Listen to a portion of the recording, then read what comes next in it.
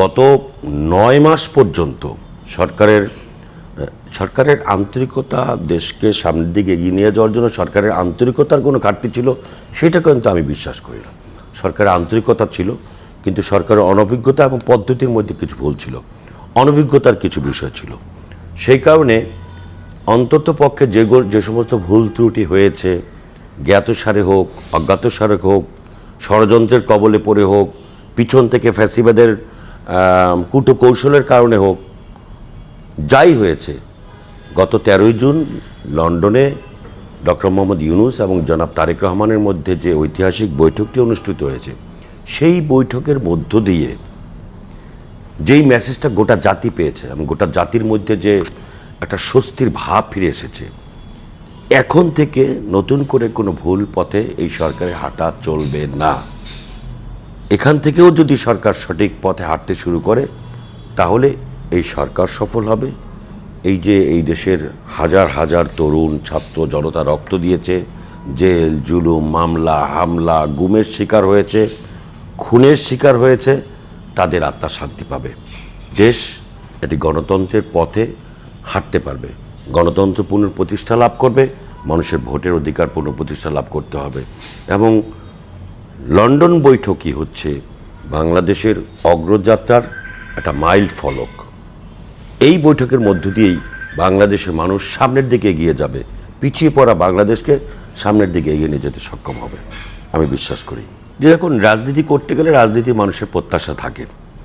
আগে আমাদের প্রথম কাজ ছিল এই দেশের মানুষের ভোটের অধিকার ফিরিয়ে দেওয়া, এই দেশে গণতন্ত্র প্রতিষ্ঠার জন্য আন্দোলন সংগ্রাম করা। আমাদের দলের সিদ্ধান্ত অনুযায়ী কিন্তু আমি নির্বাচনী এলাকায় কাজ করতে গিয়েছি। নির্বাচনী এলাকায় নির্বাচন করতে যাইনি, নির্বাচনী এলাকায় আমি গিয়েছি আন্দোলন সংগ্রামকে সংগঠিত করবার জন্য।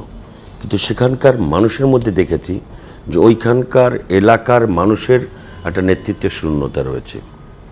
বিশেষ করে আমি যে এলাকার বাসিন্দা, বরিশাল সদর, বরিশাল 5 আসন, এই 5 আসনে অতীতে যারা নেতৃত্ব দিয়েছিলেন তাদের মধ্যে থেকে শুধুমাত্র আমাদের স্বনামধন্য সাবেক সফল রাষ্ট্রপতি মরহুম আব্দুর রহমান বিশ্বাস সাহেব এবং তার ছেলে জার্মান আসিম বিশ্বাস ছাড়া প্রকৃত বরিশাল সদরের বাসিন্দারা বরিশালের মাটিতে নেতৃত্ব দিতে পারেননি। জনগণের প্রতিনিধি যারা নির্বাচিত হয়েছেন তাদের মধ্য থেকে প্রায় সকলেই মূল বরিশালের বাইরে থেকে এসে বরিশালে বসবাসকারী ব্যক্তিগণ। কিন্তু বরিশালের মানুষের দীর্ঘদিনের প্রত্যাশা যে বরিশাল সদর এবং বরিশাল মহানগরের জন্মলগ্ন থেকে যারা বেড়ে উঠেছেন, বড় হয়েছেন, তাদের মধ্য থেকে কেউ বরিশালবাসীর নেতৃত্ব দেখ, যেহেতু এটা বিভাগীয় আসন।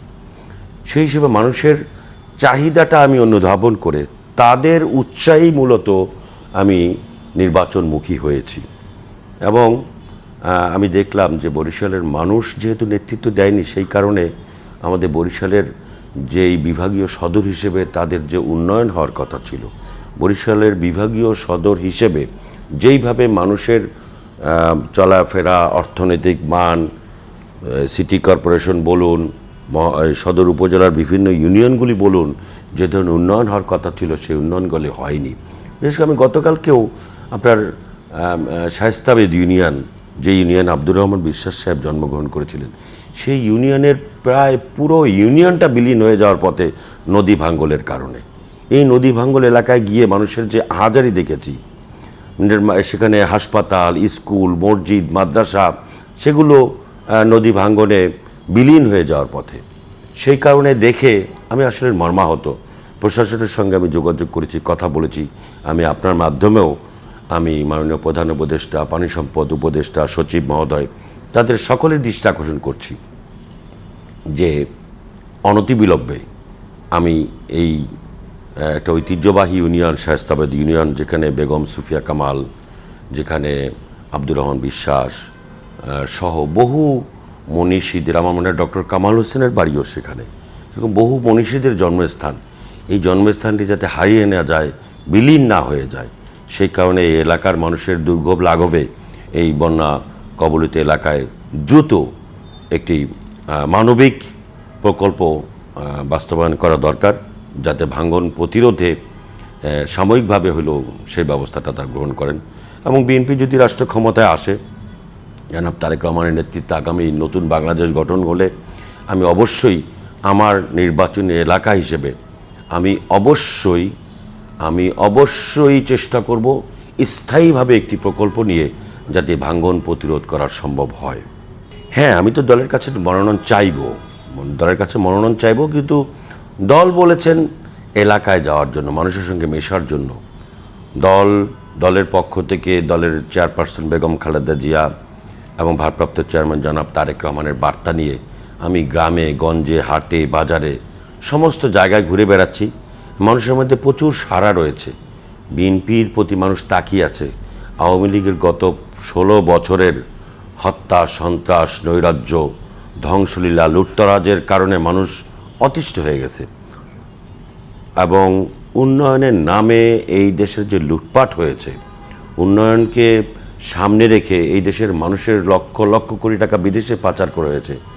সেইখান থেকে দেশটাকে সামগ্রিকভাবে বাঁচিয়ে একটি সুন্দর সারা প্রত্যেকটা ইউনিয়ন উপজেলাকে শহরের মতো করে গড়ে তোলার প্রত্যয় কিন্তু জনাব তারেক রহমান সাহেব 31 দফা রাষ্ট্র মেরামতের কর্মসূচি ঘোষণা করেছেন। 31 দফার আলোকে যদি আমরা রাষ্ট্রকে গড়ে তুলতে পারি, একটি উন্নতশীল রাষ্ট্রে বাংলাদেশকে পরিণত করা সম্ভব।